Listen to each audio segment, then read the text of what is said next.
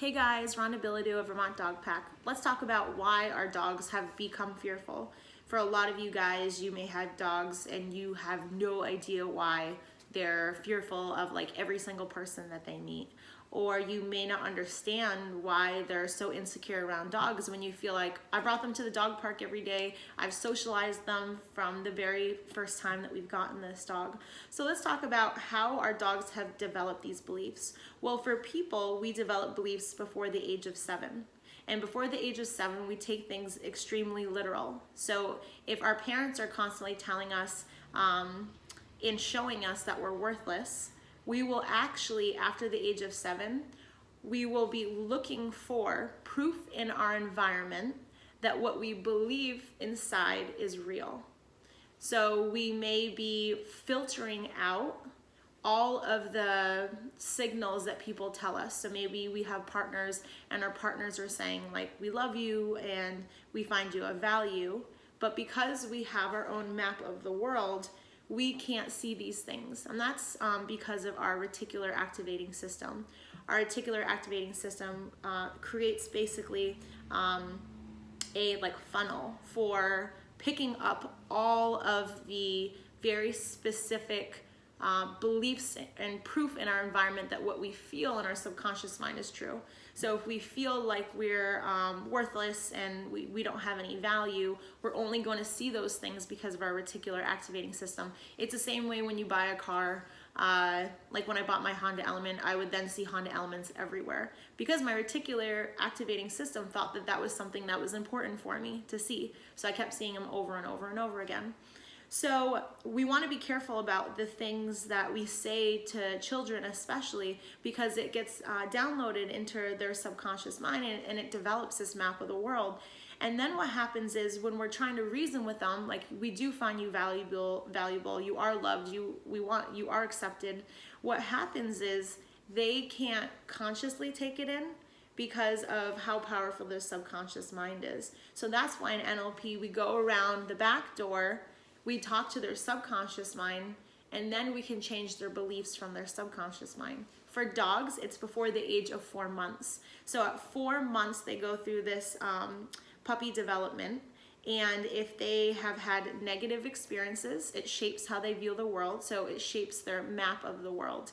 And it instills these beliefs that the world is scary. If they've had no experiences at all, then they find new experiences scary. Which is really smart because if you think about dogs living in the wild, they naturally have a desire to stay around their den.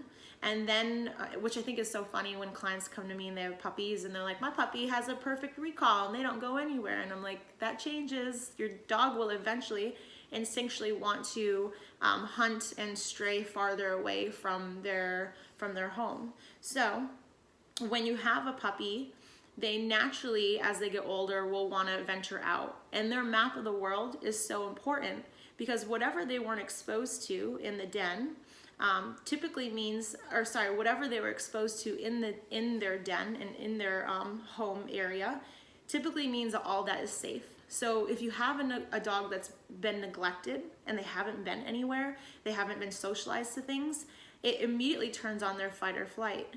Which is smart because a dog in the wild, if they lived in the wild, if they see something that they hadn't been exposed to before the age of 4 months, it's probably a predator. And that's why it kicks on their fight or flight. And that's why we're getting these dogs from the shelter.